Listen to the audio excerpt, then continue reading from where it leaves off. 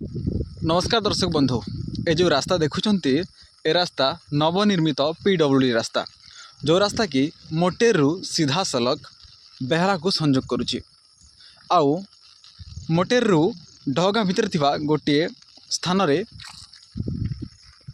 ठीक ए रास्ता अच्छे जो रास्ता कि कुसुम घुंटी को सीधा सलख संजोग करुच्ची।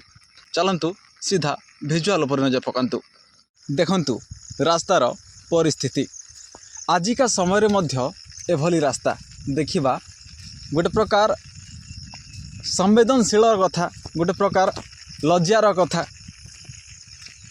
तेबे आपण को आहरी मध्यम दृश्य देखेबी आग को देखी चलतु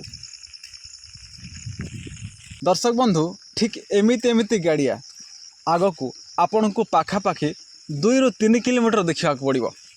चलतु देखा एथर असल भिजुआल ए चित्र देखि आपण भाभी पारुथिबे कि एठिकार बसबास करुथिबा लोक किभली यातायात करुछंती को भली समस्या दे रास्ता रे गति करुछंती।